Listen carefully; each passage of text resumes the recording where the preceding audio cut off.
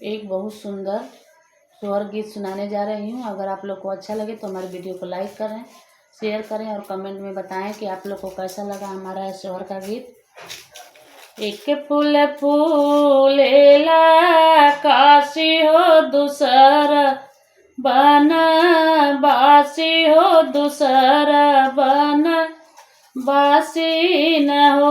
मोरी बहिनी तीसर फूलवा फूले नई हरवा हो। चौथा फूलवा सासुर हो।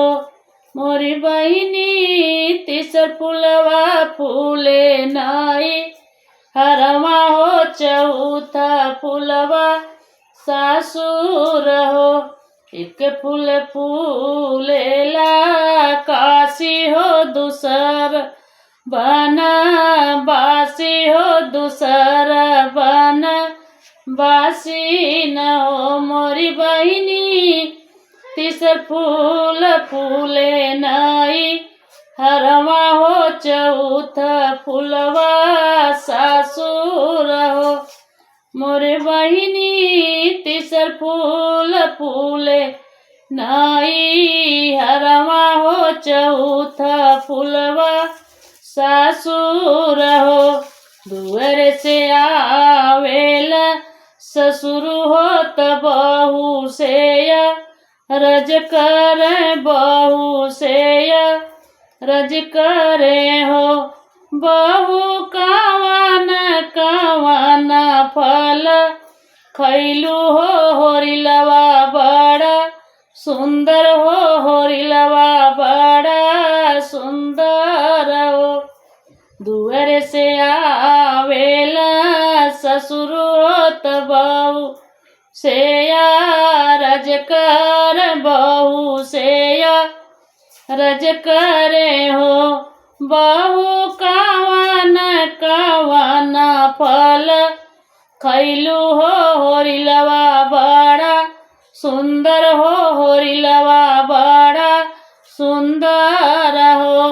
अमवत खैली धा वध फरई मिली जपस फर हो। मोरी ससुर छिल छिली खैली नवा रंगिया हो। होरिलवा बड़ा सुंदर हो। होरिलवा बड़ा सुंदर हो। अमवत खैली धा वध फरई मिली जपस फर हो। मोरी ससुर छिल छिली खैली नवा रंगिया हो। होरिलवा बड़ा सुंदर हो। होरिलवा बड़ा सुंदर हो। दुअर से आवेला भसुर हो तो भयो से रज कर। भयो से रज कर हो। मोरे भयो कवन कवन व्रत कैलू हो। होरिलवा बड़ा सुंदर हो। होरिलवा बड़ा सुंदर हो।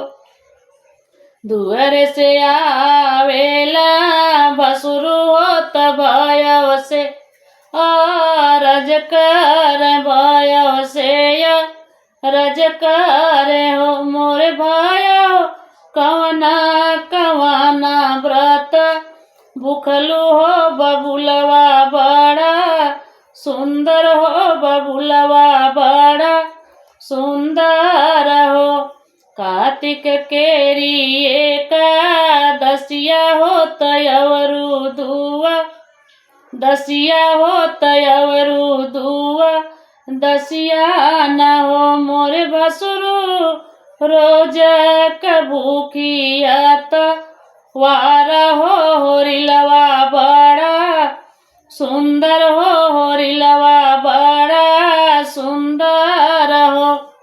कार्तिक केरी एकादशिया हो तयवरु दुआ दसिया हो। तयवरु दुआ दसिया न हो। मोरे भसुर रोज भूखियत वार हो होरिलवा बड़ा सुंदर हो होरिलवा बड़ा सुंदर हो। दुअर से आवेला देवरू होत भाभी से रज कर भाभी से रज कर हो।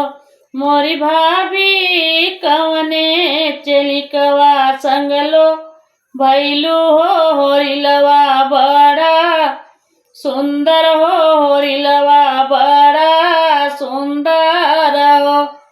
दुअर से आवेला देवरू होत भाभी से रज कर भाभी से रज कर हो। मोरी भाभी कवन चलिकवा संगलो भैलू हो होरिलवा बड़ा सुंदर हो होरिलवा बड़ा सुंदर हो।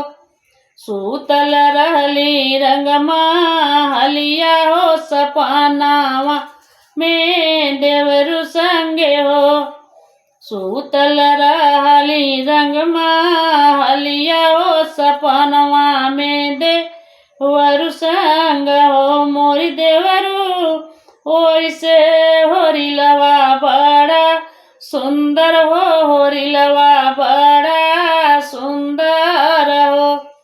एक फूल फूलेला काशी हो दूसरा बना बासी हो दूसरा बना बासी न हो। मोरी बहिनी तीसर फूल फूले नई हरवा हो चौथा फूलवा सासुर हो। मोरी बहिनी तीसर फूलवा फूले नई हरवा हो चौथा फूलवा सासुर हो चौथा फूलवा सासुर हो। अगर हमारा ये स्वर गीत अच्छा लगे तो आप लोग कमेंट में ज़रूर बताइएगा और बेल घंटी प्रेस कीजिएगा। न्यू है तो सब्सक्राइब कीजिएगा और कमेंट में ज़रूर बताइएगा कि आप लोग को कैसा लगा हमारा स्वर का गीत।